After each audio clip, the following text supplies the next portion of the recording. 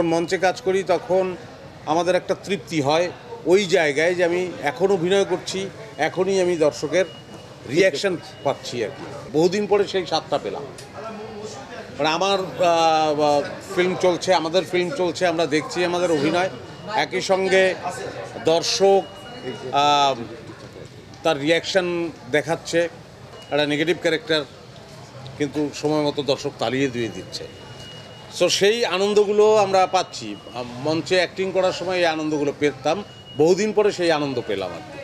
মানে আপনি চাইলে তো আমার না চেয়ে উপায় নাই আসলে। আপনার মতো অনেকেই যদি চক্কর 2 চায়, তাহলে চক্কর 2-তে আমার অ্যাক্টিং না করার কোনো অধিকারই নেই। আমাকে অ্যাক্টিং করতেই হবে। কারণ হচ্ছে যে আমরা তো আসলে অভিনয়টা আপনাদের জন্যই করি।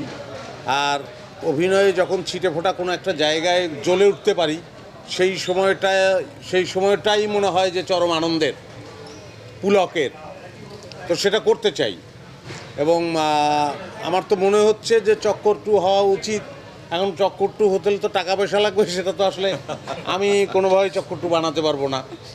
টাকা পয়সার লোকজন আশেপাশে যদি তারা যদি অনুপ্রাণিত হয় চক্কর 2 করতে, আই এম এক্সাইটেড।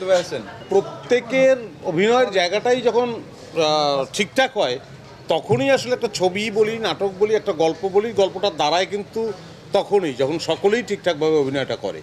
এবং আমি যদি আমার জায়গাটুকু বাদ দিয়ে বাকি সবার কথা বলি, এই সিনেমায় সকলেই মানে চরিত্রের প্রতি বিচারটা একদম ঠিকঠাকভাবে করেছে। এক্স্যাক্টলি। অ্যাক্টর রিলেশনশিপটা কিন্তু অম্লমধুর হয় আর কি।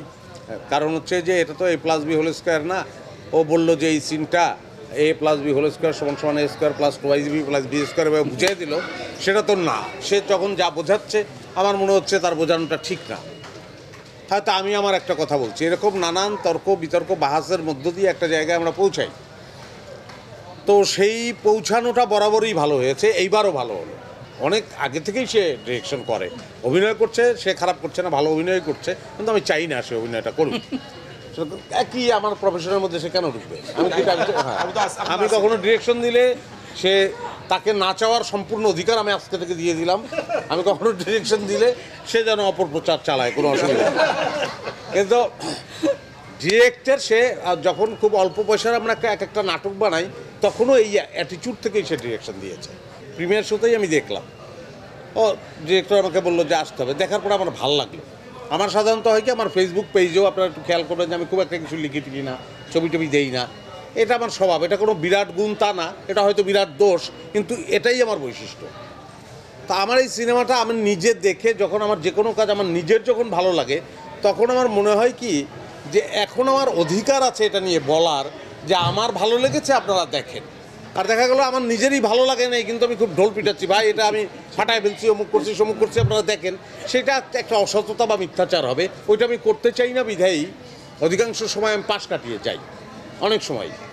তো আমার আসলে এই সিনেমাটা ওই দেখে ভালো লাগলো, এবং এই প্রচারে অংশগ্রহণ করতেও আমার আনন্দ হচ্ছে, বিনা পয়সায় করছি।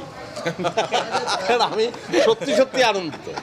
অসাধারণ একটা ক্রিয়েটিভ আইডিয়া, যেহেতু সে আমার কাছে স্ক্রিপ্টটা বললো যে এইটা idea, okay let's do it.